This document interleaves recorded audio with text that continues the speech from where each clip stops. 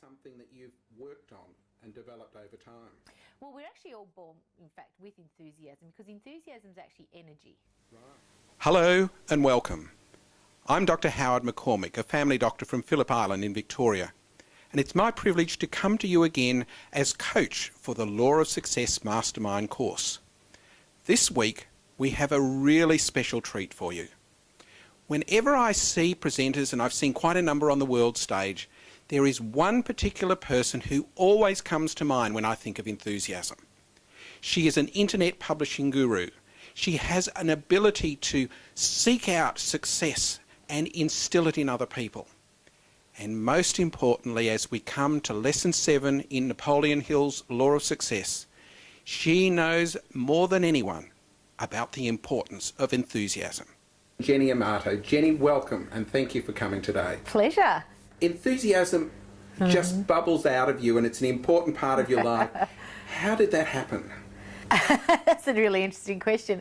How it happened was purely a decision on everything that I do, and we all have the same choice to make that decision. If you're not enthusiastic about something, let me tell you, it's the most painful minute, hour, day, week, month, year of your life. Right. When you are enthusiastic about it, there's no pain, there's only pleasure. So how did it come about? It came about by choosing to live in pleasure than pain. Well, we're actually all born, in fact, with enthusiasm, because enthusiasm is actually energy. Right. And energy is inherent in all of us. In fact, energy is inherent in everything that exists in the world. Even your microphone has an energy. That's right. Right? And so it's just a question of how you channel and apply that energy. And so it is definitely a conscious decision to be, if you like, upbeat or enthusiastic, or apply energy that is in a positive, meaningful way that will bring me closer to where I want to go, as opposed to the alternative, which is to be lethargic and uncaring and disinterested. To me, it's a no-brainer. The importance of enthusiasm in relation to our definite chief aim. Well, you can have aims, or goals, some people call them. You know, when you know definitely what it is that you're in pursuit of and you choose to have it, then you want to go forward with the ability to get it. And enthusiasm is the key. If you like, that's the type of petrol you put in your tank. You know, are you going to run on half-baked petrol? You're going to put the full super duper ultra power petrol in, and I know which, or gas, and I know which one works better, and it's the enthusiasm gas. When I see you on stage, I think you've probably got rocket fuel rather than super duper fuel.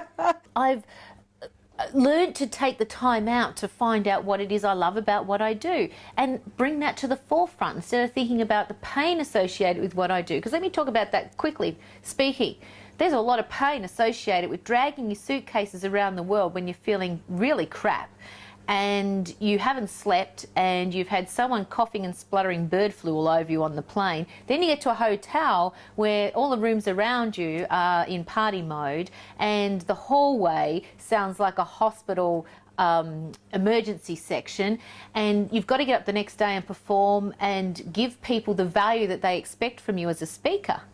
Now, if I used all of those experiences as the pre-log, if you like, to the moment I stepped up on stage, ain't much going to happen. There's not going to be much transference of ability in that. But every time I go on, before I go onto the stage, in fact, my team always get together, and at our live event, when people go out to the breaks, we always shut the doors. And before we open the doors again, we get together as a group and we say, how many people are we going to help today? And we all answer everyone. And who are we going to how many people are we going to help? Everyone. We go through that incantation every time before we open the doors. That's what gives us the energy and the enthusiasm, if you like, to keep doing what we do, and why I can run for 4 days at my own events as the only speaker and still come out at the end of it, you know, blabbering away. It's the process I put myself through and what I'm willing to bring to the forefront of my mind, despite the pain associated with the process. What is it that I enjoy about it, and what is it that makes it a positive experience? And then I step on the stage with that instilled in front. And everything you do, if you open up your computer at home for your web business and you go, oh, I've got to do this tonight. Well, you know what? Don't expect a lot of good result back, because you will get back exactly what you put out there. Absolutely guaranteed. Now, that might hurt a lot of people to realise that everything you're getting back right now is a direct result of what you put out, right? Yes. Ouch. But the good news is that on the positive side, the same rules apply as they do on the negative side. So I know if I step on that stage with enthusiasm for helping people and a commitment to being the best person I can be in sharing, I will get that back from my audience. And I'll tell you something, and I don't say this to brag or boast, but it's an important point to understand what I'm talking about. My standard keynote address is 2 to 2.5 hours. And I hardly see a single person go out of the room during my presentation. They are glued to their seats. And yet you can watch a 60-minute, even 30-minute presenter, and people are going in and out of the room all the time. What holds them in there? My energy, my enthusiasm. So if you want to embrace that same concept and apply it to whatever you're doing, I don't care if it's just negotiating with the kids. If you go in there with the enthusiasm and vigour for moving forward and having a positive impact, that's the exact result you will get back as a result of what you put out, what you chose to emanate in the first place.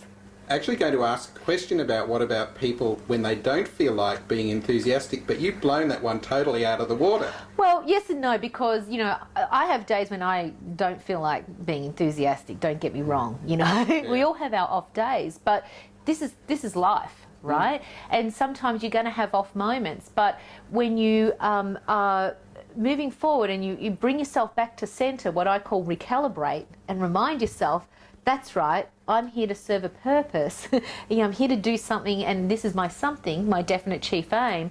You quickly realign and get back into that mode. So it's not like you get up every day 100%, you know, I don't. No, I don't think anyone does. No, so it's a conscious choice to make. And every time you're not enthusiastic and you're not getting the results you want, even if it's from a person serving you in a shop, you know, if you don't get the result, I can guarantee you it's got something to do with how you put it across to them in the first place.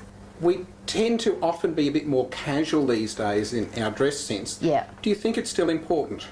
Absolutely. It's just as important for me as it is for the audience to feel good about myself physically as well. Now, I'm not the skinniest, youngest, prettiest girl in the room, let me give you the tip, but what I am is I feel good about who I am because I've taken the time to present myself the best that I can. So I don't try and be something that I'm not, but I do make an effort to present the best that I can be as me and still be me. And so I've let myself be that person and create the greatness of that person. And in doing that, it also allows other people that same freedom. But if I didn't respect myself and my time on the stage, how on earth can I expect other people to take me seriously and have respect for me as well? Now, that's not to say I don't like getting around in my trackies and jammies, because I do. In fact, most of the time I do.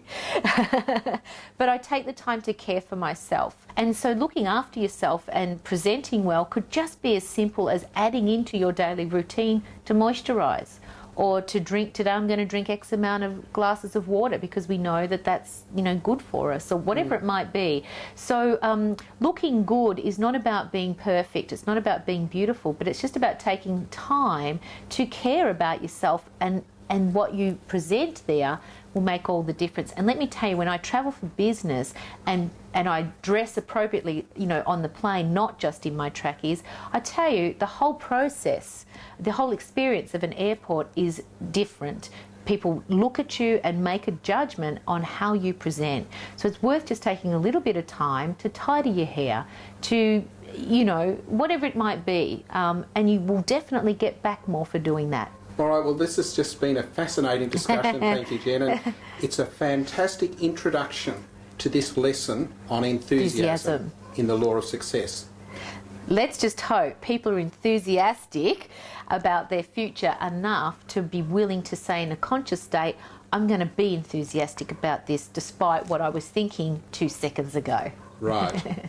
So this is Dr. Howard McCormick, your Law of Success Mastermind coach, saying thank you for listening in to Lesson 7 on enthusiasm, and go for it with this lesson. Put all you've got into it with enthusiasm. And thanks to Jen. Bye.